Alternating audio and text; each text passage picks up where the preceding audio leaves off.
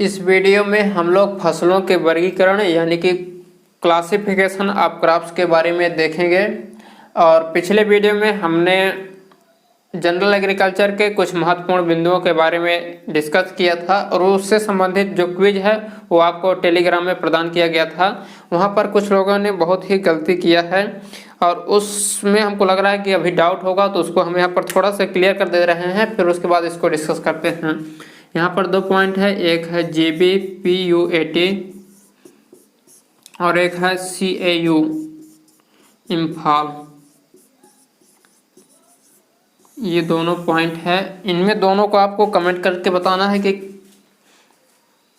कौन क्या है, ठीक ना। तो इन दोनों के बारे में आपको बताना है कि आप इनके बारे में क्या क्या जानते हैं। यही गलती आप लोग कर देते हैं, ये BHU में कई सालों से आ रहा है, तो इसको गलती नहीं करना है, ये पूछे जाने की संभावना ज़्यादा है, ठीक ना। फिर अगर फिर भी आप लोगों की कुछ डाउट होगा तो अगले वीडियो में इसको हम अच्छे से क्लियर कर देंगे। तो दोस्तों चलिए इस वीडियो में हम लोग देख लेते हैं कि फसलों का वर्गीकरण हम कैसे कैसे कर सकते हैं और वो वर्गीकरण क्या होगा। तो यहाँ पर जो फसलों का हम वर्गीकरण करेंगे वो डिफरेंट बेस पर करेंगे। तो बेस कौन कौन से हैं, पहले हम बेस देख सकते हैं। पहला जो है वो सीजन के बेस पर हम करेंगे, दूसरा है लाइफ साइकिल के बेस पर करेंगे, ठीक। तीसरा हम लोग फोटो पीरियड यानी कि डे लेंथ के आधार पर करेंगे। चौथा हम लोग रूट डेप्थ के अनुसार यानी कि जड़ की गहराई के आधार पर करेंगे। पांचवा हम लोग सॉइल इरोजन के बेस पर करेंगे और अगला हम लोग करेंगे स्पेशल क्लासिफिकेशन। इस तरह हम लोग क्लासिफिकेशन करेंगे। तो चलिए इस वीडियो में हम लोग देख लेते हैं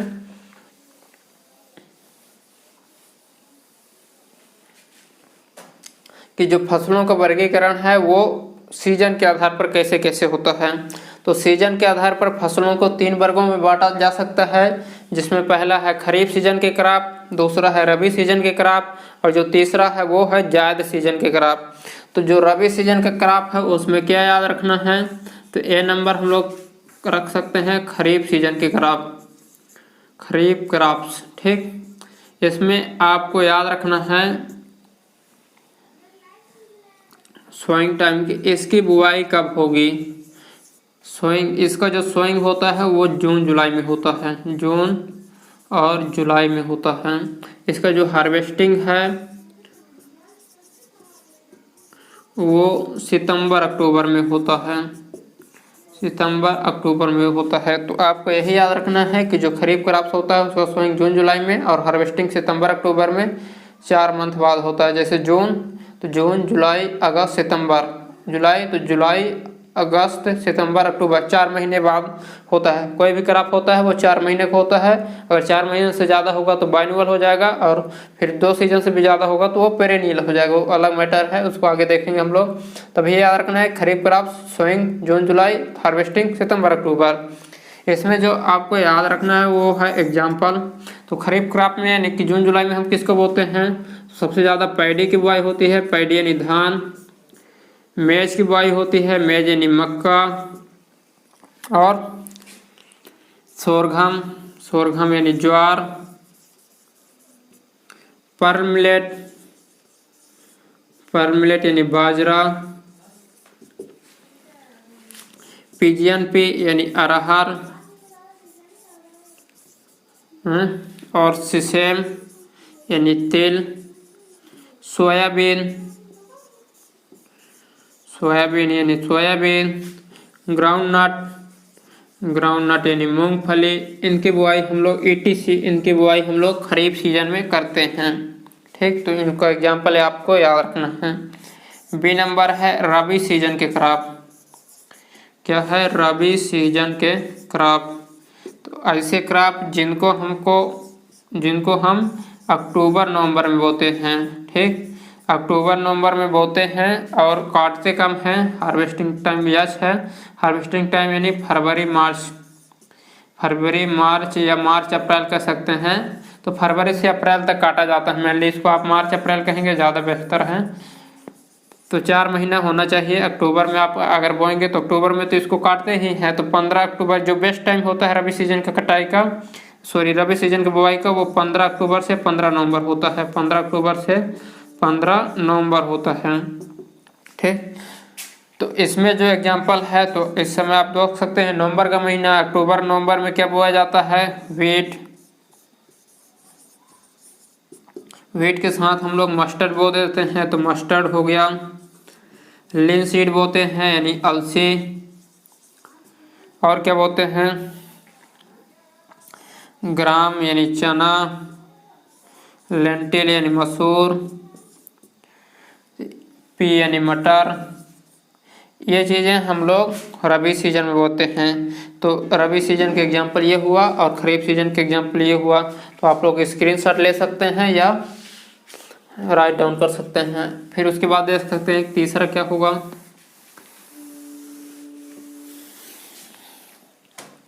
जो तीसरा है सी नंबर, वो है जायद सीजन के क्रॉप। जायद सीजन के क्रॉप, जायद सीजन यानी कि जब हम रबी काट लेंगे तो फिर जायद में बोते हैं, तो मेनली हम क्या बोलते हैं, वेजिटेबल। तो इसका देखते हैं सोइंग टाइम हो क्या होगा। इसका जो सोइंग टाइम होगा वो है मार्च अप्रैल। मार्च अप्रैल इसका सोइंग टाइम है। इसका हार्वेस्टिंग टाइम क्या है, इसका हार्वेस्टिंग टाइम है, इसका हार्वेस्टिंग टाइम है मई जून। इसको जुलाई तक भी काटा जाता है, ठीक ना। तो इसमें घबराना नहीं है, पूछा नहीं जाएगा, मेन एग्जाम्पल पूछा जाएगा। तो एग्जाम्पल जायद सीजन के क्या है, मेनली वेजिटेबल हम उगाते हैं, लेकिन मूंग है, मूंग उगा सकते हैं, उर्द है और मेज है। तो इनको एक याद रखना है। ये जो क्रॉप्स हैं उर्द, मूंग और मेज हैं, ये रबी सीजन के क्रॉप हैं, लेकिन हमको जायद में उगा सकते हैं। यदि पूछता है कि जायद क्रॉप कौन है और उसमें एग्जांपल है व्हीट, मस्टर्ड, लिनसीड, मूंग है, तो मूंग में टिक करना है, ठीक ना। उसका मूंग सही ऑप्शन हो जाएगा। ठीक, उसके बाद दोस्तों जो दूसरा बेस है वो लाइफ साइकिल है, यानी जीवन चक्र के आधार पर। लाइफ साइकिल, लाइफ साइकिल यानी जीवन चक्र के आधार पर। तो लाइफ साइकिल का कहने का मतलब ये हुआ कि सीड टू सीड फार्मेशन में, यानी बीज से बीज बनने में कितना टाइम लेता है, उसके आधार पर हम फसलों को कैसे वर्गीकृत कर सकते हैं।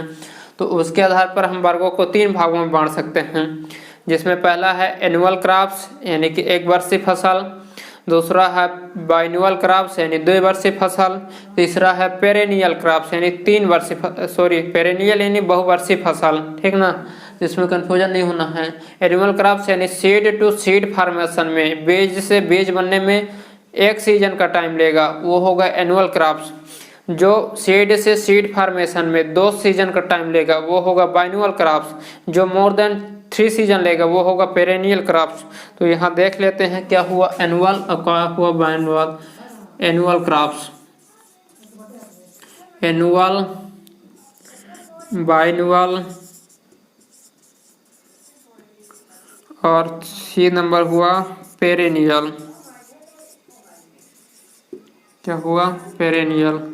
तो एनुअल क्रॉप यानी सीड टू सीड फार्मेशन में, सीड टू सीड बनने में, जो हिंदी मीडियम में होंगे उनको बीज से बीज बनने में 1 सीजन लगेगा। कितना लगेगा, 1 सीजन लगेगा, तो वो होगा एनुअल क्रॉप्स, ठीक ना। 1 ऋतु का टाइम लेगा तो 1।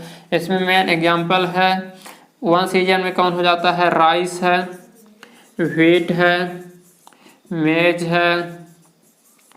Most of the agronomical crop annual crop से ही होते हैं, ठीक ना। तो जो अलग है अपवाद है उसको लिखा देंगे, है सोयाबीन है, ग्राउंडनट है, पी है, ग्राम है, मस्टर्ड है, लिनसीड है, केस्टर है, ये सारे एनुअल क्रॉप्स हैं, ठीक।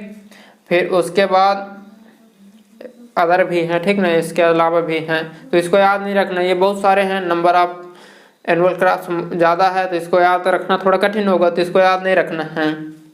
बाइनुअल क्रॉप्स यानी सीड टू सीड फार्मेशन में 2 सीजन लगेगा, सीड टू सीड फार्मेशन में 2 सीजन लगेगा, ठीक। बाइनुअल क्रॉप्स जो होगा उसको सीड टू सीड फार्मेशन में 2 सीजन लगेगा। 2 सीजन में वो क्या करेगा, जो पहला सीजन होगा वो पहले सीजन में वेजिटेटिव ग्रोथ करेगा, क्या करेगा, वेजिटेटिव ग्रोथ करेगा। ठीक, जो उसका दूसरा सीजन होगा उसमें वो रिप्रोडक्टिव ग्रोथ करेगा, रिप्रोडक्टिव ग्रोथ करेगा। इसको समझना है थोड़ा।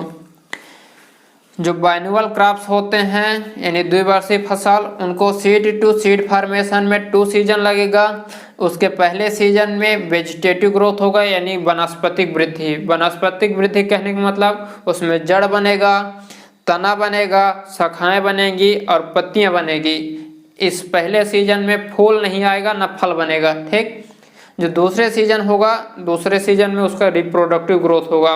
रिप्रोडक्टिव ग्रोथ कहने का मतलब उसमें फूल आएगा, पॉलिनेशन होगा, फर्टिलाइजेशन होगा और बीज बनेगा। तो ये दोनों में याद रखना है कि पहले सीजन वेजिटेटिव ग्रोथ, दूसरे सीजन में रिप्रोडक्टिव ग्रोथ। इसका मेन आपको एग्जाम्पल याद रखना है। जो बाइनोवल क्रॉप्स हैं उनके एग्जाम्पल याद रखना है। एग्जाम्पल में है कालीफ्लावर, कालीफ्लावर, कालीफ्लावर यानी कि फूल गोभी। दूसरा एग्जाम्पल है कैबेज, कैबेज यानी कि पात गोभी या बंद गोभी इसको कहते हैं। ठीक, उसके बाद है रेडिश, कैरट, टर्निप। ये बाइनोवल क्रॉप्स के एग्जाम्पल हैं, इनको याद रखना है, यही पूछे जाते हैं। सी नंबर है perennial crops, perennial crops, perennial crops यानी कि बहुवर्षीय फसल। बहुवर्षीय फसल यानी कि सीड टू सीड फॉर्मेशन में मोर देन 2 सीजन लगेगा। कितना लगेगा, मोर देन 2 सीजन का टाइम लगेगा, मोर देन 2 सीजन का टाइम लगेगा। ठीक ना, तो मोर देन 2 सीजन का टाइम लगेगा, वो पेरेनियल क्रॉप्स होगा। एग्जाम्पल कौन है इसका, इसका है पिजियन पी, पिजियन पी यानी अरहर, पिजियन पी अरहर। अरहर के कई नाम हैं, तो आपको जब अरहर हम पढ़ाएंगे उसमें सब बताएंगे कि कहाँ कहाँ से नाम हैं। उसके बाद दूसरा है परवल। ये दोनों एग्जाम्पल आपको याद रखना है। पहला पिजियन पी, परवल। तो आपको जो लाइफ साइकिल के आधार पर एग्जाम्पल याद रखना है वो बाइनोवल के और पेरेनियल के, इसी से आपका काम हो जाएगा। ठीक, तो लाइफ साइकिल के आधार पर एनुअल, बाइनोवल और पेरेनियल हुआ। ठीक, उसके बाद दोस्तों जो अगला क्लासिफिकेशन है वो फोटो पीरियड के आधार पर है। फोटो पीरियड के आधार पर कैसे क्लासिफिकेशन होगा वो देखते हैं। फोटो पीरियड, फोटो पीरियड कहने का मतलब हुआ डे लेंथ के आधार पर। तो आपने नाम सुना होगा वैसे, तो जिसमें पहला है शॉर्ट डे प्लांट, दूसरा लॉन्ग डे प्लांट और तीसरा है डे न्यूट्रल प्लांट। तो शॉर्ट डे प्लांट यानी लघु प्रकाश निक्षेपी ऐसे करके कुछ बोलते हैं हिंदी में, तो आपको इंग्लिश में याद रखना है short day plant. Short day plant ऐसे प्लांट होंगे जिनके फ्लावरिंग के लिए 12 घंटे से कम टाइम की आवश्यकता होगी, वो शॉर्ट डे प्लांट होंगे। तो ऑलमोस्ट जितने भी खरीफ क्रॉप होते हैं वो शॉर्ट डे प्लांट होते हैं। लॉन्ग डे प्लांट की बात करें तो उनके फ्लावरिंग के लिए 12 घंटे से ज़्यादा प्रकाश की आवश्यकता पड़ेगी। और डे न्यूट्रल की प्लांट करें तो उनको प्रकाश का कोई प्रभाव नहीं पड़ेगा। तो यहाँ थोड़ा देख लेते हैं। तो पहला हो जाएगा short day plant, short day plant. यहाँ से सारे से क्वेश्चन पूछा जाता है, तो इनको याद रखना है। शॉर्ट डे प्लांट क्या होगा, उनके फ्लावरिंग के लिए, फ्लावरिंग यानी कि पुष्प खिलने के लिए लेस देन 12 घंटे, 12 आवर प्रकाश की जरूरत होगी। ठीक, एग्जाम्पल क्या है, एग्जाम्पल में आपको याद रखना है कि ऑलमोस्ट खरीफ सीजन क्रॉप, खरीफ सीजन क्रॉप। दोस्तों जो हिंदी मीडियम से होंगे वो डरेंगे नहीं, ठीक ना, क्योंकि मैं भी हिंदी मीडियम से था, अब इंग्लिश में वो कर रहे हैं, तो आपको थोड़ा मेहनत करना है, सब इम्प्रूव हो जाएगा। तो लगभग सभी जो खरीफ सीजन के क्रॉप हैं वो शॉर्ट डे प्लांट होंगे। खरीफ में पहले हमने बता चुका कौन कौन आता है, राइस है, सोरघम है, सीसेम है। इसमें एक है जो अपवाद है वो मेज है, ठीक ना। जो खरीफ सीजन में आता है मेज, वो शॉर्ट डे प्लांट नहीं है, इसको याद ही रखना है, यही मेन है। जो राइस है, सॉरी मेज है, वो खरीफ सीजन में आता है, लेकिन वो साडे प्लांट नहीं है। लेकिन जब आप गूगल में सर्च करेंगे तो ये मेज साडे प्लांट देता है, तो इसमें कंफ्यूज नहीं होना है, ठीक ना। इसको आगे बता रहे हैं कि किस में आता है। दूसरा है B number, long day plant. क्या है? लॉन्ग डे, दीर्घ प्रकाश इनको चाहिए, long day plant. Long day plant यानी फ्लावरिंग के लिए मोर देन 12 घंटे की आवश्यकता होगी, ठीक ना। 12 घंटे से ज़्यादा की आवश्यकता होगी। तो इसमें जो एग्जाम्पल है, यानी कि लगभग सभी रबी सीजन के जो क्रॉप हैं, रबी ऋतु के क्रॉप हैं, वो लॉन्ग डे प्लांट में आएंगे। रबी सीजन के क्रॉप क्या हुआ? व्हीट है, मस्टर्ड है, और है लिनसीड है। तो ये जो है रबी सीजन के क्रॉप हैं, वो लॉन्ग डे प्लांट में आएंगे। तो उनको याद रखने में थोड़ा आसानी हो जाएगा। जो अपवाद है उसको हम लिखा देंगे, ठीक ना। उसके बाद जो तीसरे नंबर में आता है वो डे न्यूट्रल, उसी को याद करना है मेनली, ठीक ना, उसी को याद करना है। दोस्तों यदि इसमें कुछ एग्जाम्पल आपको छूट रहे होंगे तो जब हम एग्रोनॉमी में पढ़ाएंगे, जो खासकर क्रॉप पढ़ाएंगे, तो हर क्रॉप में लिखाते जाएंगे। अभी एक आपको आइडिया मिल रहा है, ठीक ना। तो उसमें घबराना नहीं है कि बहुत थोड़ा थोड़ा एग्जाम्पल है तो यहाँ से आएगा या नहीं आएगा। तो आते हैं, यही सब आते हैं, लेकिन आपको एग्रोनॉमी में और डिटेल मिलेगा जब हर क्रॉप के बारे में हम पढ़ाएंगे, तो वहाँ भी डिस्कस होगा एक बार, ठीक। सी नंबर होगा day neutral plant. Day neutral plant यानी इसमें प्रकाश का कोई प्रभाव नहीं पड़ेगा, यानी कि प्रकाश, लाइट का प्रभाव नहीं रहेगा। जो फ्लावरिंग है वो लाइट से इंडिपेंडेंट है।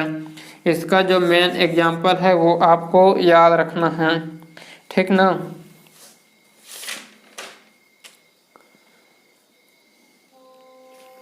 तो जो डे न्यूट्रल है उसका एग्जांपल आपको याद रखना है। इसमें है मेज है,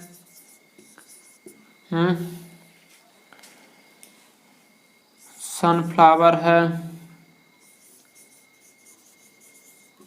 टोमेटो है, और भी एग्जांपल हैं, उसको आगे लिखा देंगे। तो ऐसे क्रॉप्स जिनको हम तीनों सीजन में उगा सकते हैं वो डे न्यूट्रल प्लांट के अंतर्गत आते हैं। मेज है, सनफ्लावर है, टोमेटो है, ज़्यादातर मेज ही पूछा जाता है, ठीक ना। तो आपको ऐसे याद रखना है फोटो पीरियड के आधार पर क्लासिफिकेशन। उसके बाद दोस्तों आता है रूट डेप्थ के आधार पर, यानी कि जड़ की गहराई के आधार पर क्लासिफिकेशन। रूट डेप्थ के आधार पर, यानी कि जो जड़ की गहराई है उसके आधार पर क्लासिफिकेशन। इसमें आपको दो में याद रखना है, सैलो रूटेड यानी कि जो उथली भी होती है, और डीप रूटेड एक मीडियम भी होता है, तो उसमें उतना ध्यान नहीं देना है। इसमें इसके आधार पर हम लोग 3 भागों में कर सकते हैं, सैलो रूटेड क्रॉप, ठीक। दूसरा हो जाएगा बी नंबर है मीडियम डीप रूटेड, यानी कि ज़्यादा गहराई नहीं जाएगा, ठीक। Medium deep rooted crop. इसका जो सी नंबर होगा वो डीप रूटेड क्रॉप,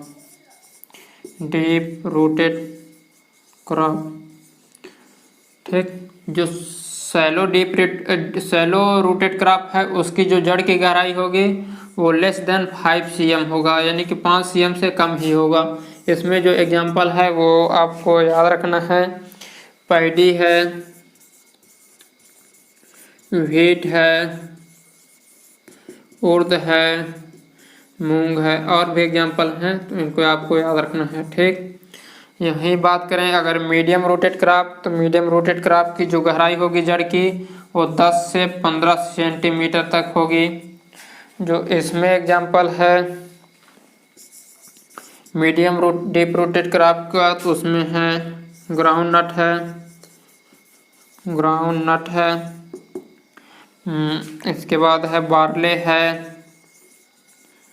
और है टोबैको है। तो इन एग्जाम्पल को आपको याद रखना है। वहीं बात करें डीप रूटेड क्रॉप तो इनकी जो गहराई होगी वो 50 सेंटीमीटर या उससे ज़्यादा भी हो सकती है। ठीक, 50 सेंटीमीटर व उससे ज़्यादा भी हो सकती है। जो इसके एग्जाम्पल है शुगर केन है, क्या है, शुगर केन यानी गन्ना है, पिजियन पी है यानी अरहर है, पिजियन पी है, अरहर है, और है सैप फ्लावर, क्या है, SAP flower, spelling A double F, ठीक, ETC। तो ये डीप रूटेड, इसमें ये पूछा जाता है, तो इसमें इन दोनों को याद रखना, सैलो और डीप रूटेड क्रॉप। उसके बाद दोस्तों जो अगला क्लासिफिकेशन है वो सॉइल इरोजन के आधार पर है। सॉइल इरोजन के आधार पर हम फसलों को दो भागों में डिवाइड कर सकते हैं, जिसमें पहला जो क्लासिफिकेशन होगा वो है सॉइल इरोजन को जो परमिट करते हैं, नहीं वो सॉइल इरोजन होने देते हैं। सॉइल इरोजन को जो मोटा मोटा समझना है वो मृदा कटाव, यानी वो मिट्टी का कटाव होने देते हैं। और जो दूसरा है कि जो सॉइल इरोजन को परमिट नहीं होने देते हैं वो यानी कि सॉइल इरोजन रेजिस्टिंग क्रॉप। तो ये दो प्रकार का हो जाएगा। तो इसमें देख लेते हैं कि सॉइल इरोजन के आधार पर, इरोजन के बेस पर, सॉइल इरोजन इन मृदा कटाव, तो ये इसमें दो प्रकार का है, एक परमिटिंग क्रॉप, परमिटिंग क्रॉप यानी जो सॉइल इरोजन को परमिट होने देंगे यानी होने देंगे। बी नंबर इसमें होगा जो सॉइल इरोजन को, सॉइल इरोजन रेजिस्टिंग क्रॉप यानी जो सॉइल इरोजन को नहीं होने देंगे। तो परमिटिंग क्रॉप में कौन कौन आएगा, यानी जो सॉइल इरोजन होने देता है वो है अरहर है और मेज है, ये सॉइल इरोजन को नहीं रोकते हैं। इसमें जो एग्जाम्पल याद रखना है सॉइल इरोजन रेजिस्टिंग क्रॉप, यही पूछा जाता है, ठीक ना, इसमें चाला का लेना है, पूछा जाता है, यानी कि ऐसे क्रॉप जो मिट्टी को ढक लेते हैं वो soil erosion resisting crop. Groundnut है, ग्राउंडनट को आप लोग देखे होंगे, पूरी मिट्टी को ढक लेता है। उड़द है, उड़द ढक लेता है। मूंग है, मूंग ढक लेता है। काउपी है, काउपी यानी लोबिया, ये ढक लेता है। तो ये क्रॉप्स हैं जो कि ग्राउंडनट उसको ढक लेते हैं अच्छे से और ये सॉइल इरोजन को नहीं होने देते हैं। तो सॉइल इरोजन के आधार पर ये दो क्रॉप हो गया, सॉइल इरोजन परमिटिंग क्रॉप और सॉइल इरोजन रजिस्टिंग क्रॉप, यानी कि परमिट होने देंगे नहीं परमिट होने देंगे। फिर उसके बाद दोस्तों स्पेशल क्लासिफिकेशन है, ठीक ना, ये भी इम्पोर्टेंट है। तो क्लासिफिकेशन ऑफ क्रॉप से क्वेश्चन हरदम पूछा जाता है और हर एग्जाम में पूछा जाएगा। ICR है, BHU है, UP कैटेट है, जेट है, MPPAT है, CGPAT है, UP कॉलेज है, DDU है, जितने भी एग्जाम हैं सभी में ऐसे क्वेश्चन आते रहते हैं। तो इनको अपना बेसिक अभी क्लियर आपको करना है और बाकी जो इसका डिटेल है वो तो होगा ही, बहुत अच्छे से पढ़ाया जाएगा। आपके 40 से प्लस क्वेश्चन की गारंटी हम लेते हैं और उतना आएगा, आप लोग आराम से निश्चिंत रहें। अगर आप विश्वास करके आए हैं यहाँ पर तो उतना आएगा। फिर अगला है special classification, special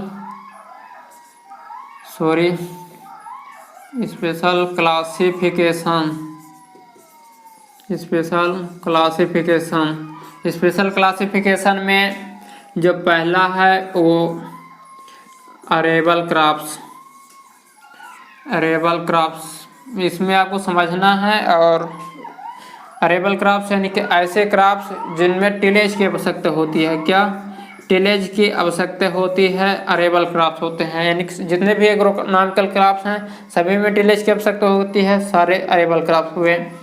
B number है कैश क्रॉप्स, क्या है, क्रैश क्रॉप्स। कैश से हमको याद आ रहा है मनी, क्या, मनी। तो ऐसे क्रॉप्स जिसको हम बेच कर डायरेक्ट पैसा पा जाते हैं, यानी कि पैसा के लिए उगाते हैं, मनी के लिए उगाते हैं, वो कैश क्रॉप्स होंगे। कैश क्रॉप का एग्जांपल याद रखना, ये पूछा जाता है, ठीक।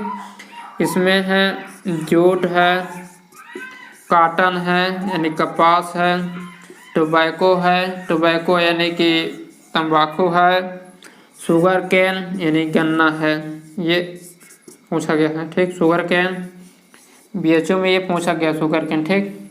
तो शुगर केन यानी गन्ना है, तो ये कैश क्रॉप्स हैं।